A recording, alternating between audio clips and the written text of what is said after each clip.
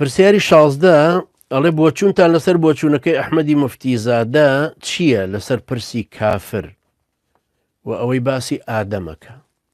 ڕەحمەتی خوای لێ بێ کاک ئەحمەدی مفتیزادە، من گوێم لەوە نەگرتووە کە باسی ئادەمەکە، بەڵام ئەوەی کە دەربارەی کافر یەکێک لە وتارەکانیم گوێ لێ بووە، باسی کوفر، کافر نەبوونی خەڵک و خەڵک کافر نییە، تەنانەت ئەو کەسە کە مولحیدێکە کۆمۆنیستێکیش هەر کافر نییە. من پێم وایە کەوتۆتە هەڵەوە ڕەحمەتی خوای لێبێ و مەرجیش نییە ئێمە بە شوێن هەڵەکەی ئەوی شابڕێنەوە کە دەلیلەکانمان لا بەقووەترە، چوە خوای پەروەردگار کە فەرمێ لەقەد کەفەڕ الەذینە قالوا، کەوابوو بە قەولەکە کافرە بن. ئەمما تەئویلی کەین بڵێن بە قەولەکە وەکو کافریان لێ هاتووە، وەکو ئەلبانی ڕەحمەتی خوای لێبێ ئەویشە فەرمێ گەر کەسێک قورئانەکەی فڕێدایە ناو نەجاسەتەوە ئیشی لە ئیشی کافرەکانە چ جا ئەمە طبعا ڕەئی مرجئەت الفقهایە کە 1200 ساڵ لەمەوە پێشیش تەرحیان کرد. ئەلبانیش ڕەحمەتی خوای لێبێ لەسەر ئەو عەقیدەیە بوو.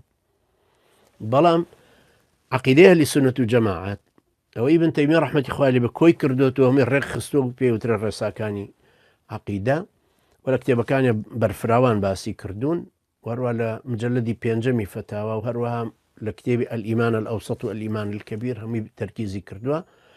و ئەهلی سوننەت و جەماعەت بەگشتی ئەوانە کە ئیمامی بوخاری 1200 کەس حەدیسی لێوە وەرگرتوون هەمویان فەرمویانە قەول و عەمەل، ئیمان قەول و عەمەلە، واتە کردەوە بەشێکە لە پێکهاتەی ئیمانەکە، لە دڵە لە زمانە بەکردەوەیە. ئەگەر کردەوەیەکی کوفرینی ئەنجامدا قەول بن گفتار بەیان کردار پێی کافرە بێ، ئەسڵ ئەمەیەکە پێی کافرە بێ.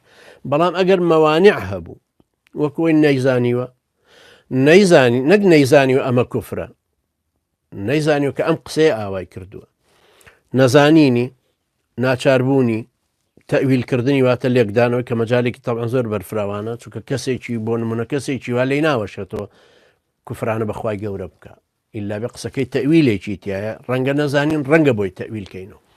لەبەرەوە قەولی کوفرین و کردداری کوفرین ساحبەکەی کافرەکە ئەگەر مەوانعی شەرعی نەبوو لەسەر دەرکردنی حکومەکە. معنای واژ نییە ئەگەر حکومەکەماندا تەنفیزیش بکرێت، بەڵام ئەبێ حکومەکە ڕوون بکرێتەوە لەسەری. بۆیە ئەوەی کاک ئەحمەدی مفتیزادە ڕەحمەتی خوای لێبێ بە هەڵەدا چووە لەوەی کە ئەم ئەحکامە گشتیانەی کە خوای گەورە فەرمێ لەقەد کەفەڕ الەذینە قالوا إن الله ثالث ثلاثة، لەقەد کەفەڕ الەذینە قالوا چەند شوێنێکی تری ئاوە هەر بە قەولەکە کافر بوو. چونکە خوای گەورە کە ئەوانەی لە غەزا ئەگەڕان و ئاەتەکەیان لەسەر هاتە خوارەوە، ئەوان وتیان ئینەما كنا نخوض ونلعب، یعنی ئەمە هەر سوحبەتمانە کرد بەدەم قسەوە لە ڕێگا سوحبەتمانە کرد. قل أبي الله وآياته ورسوله كنتم تستهزئون، چما ئێوە گاڵتەتان بە خوای گەورە و بە پێغەمبەرەکەی بە ئاەتەکانی قورئانە کرد، قەد کەفەرتم من بعد ئیمانیکم. ئەوانە منافقیش نەبوون، ئەوانە مسلمان بوون، بەڵام بەو قەولانەی کەوت بوویان بەو گاڵتەکردانە بە دینەکە پێی کافر بوو. لەبەرەوە بە قەول کافرە بێ، بە کرداریش کافرە بێ. ئەوەی کاک ئەحمەد وا نازانم پێکا بێتی ڕەحمەتی خوای لێبێ، والله أعلم.